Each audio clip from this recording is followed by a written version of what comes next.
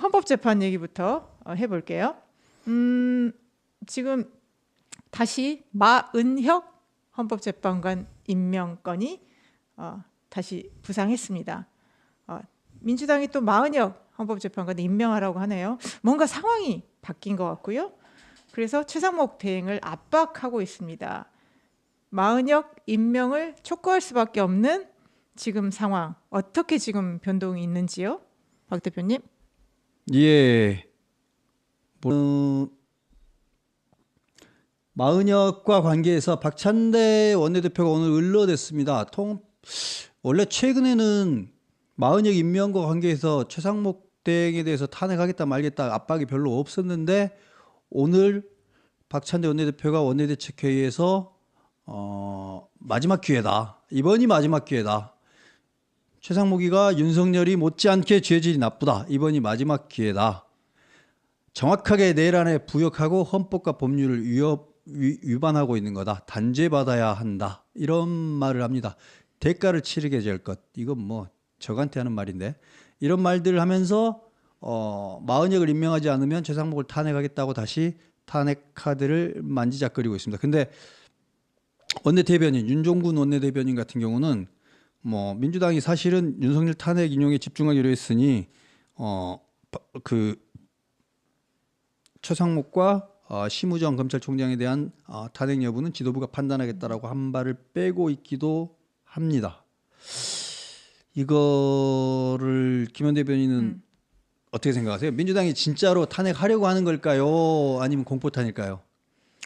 일단 민주당은 그 본심이 있으면 일단 드러내는 것 같습니다. 그 방법이 효과적인지 아닌지는 모르지만 어쨌든 속에 뭔가가 갖고 있으면 그걸 참지를 못해요. 그래서 마은혁 얘기가 갑자기 나왔어요. 지난주까지 나오다가 좀 쏙 들어갔거든요.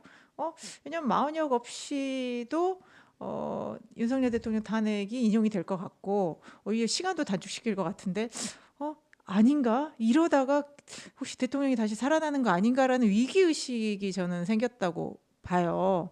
그러니까 다시 마은혁을 임명하라고 하고 마은혁을 임명 안 하는 최상목 대행을 향해 내란 속에 윤석열 못지않게 죄질이 나쁘다. 마지막 기회. 꼭 이런 거 있잖아요.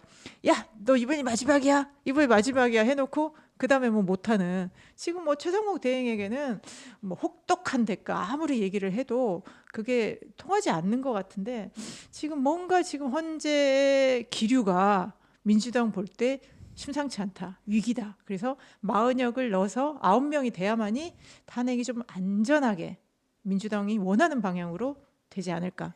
그런 그 계산 아닐까 싶은데요. 그게 지금 그러니까 윤석열 대통령 측에 반응하고 민주당 측에 반응하고 정반대의 상황을 보여주고 있거든요.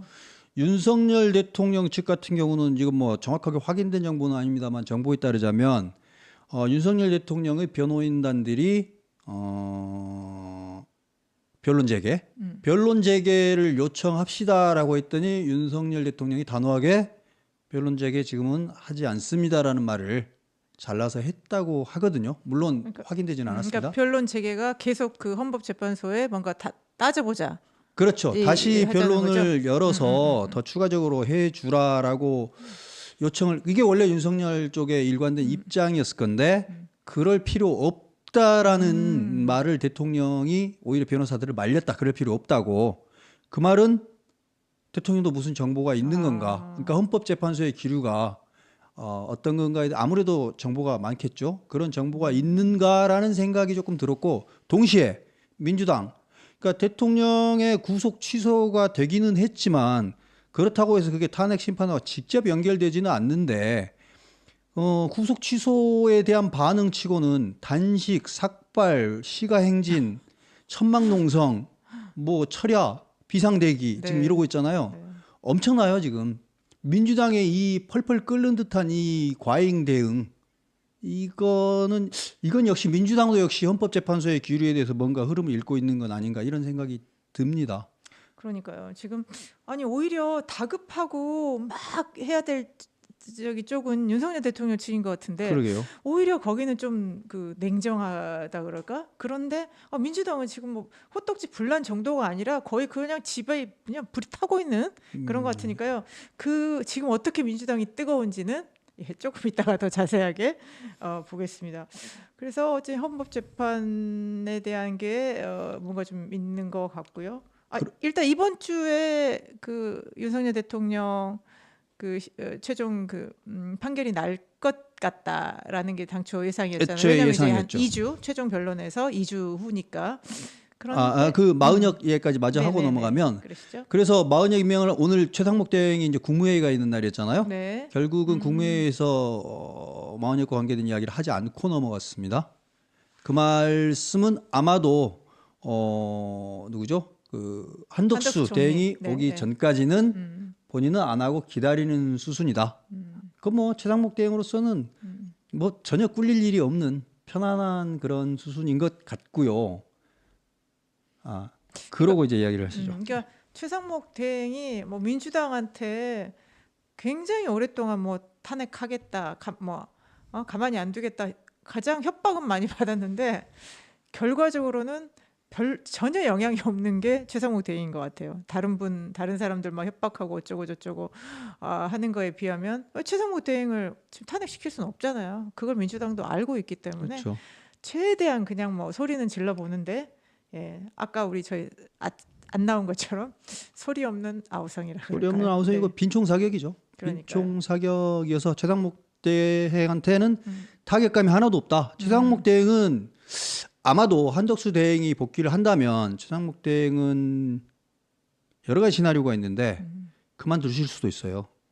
그만두는 경우라면 아마 책임을 물어가지고 그만두는 걸 수도 있거든요. 그러니까 정개선 조안장을 임명을 했잖아요. 한덕수 네. 대행의 뜻하고는 다른 거니까.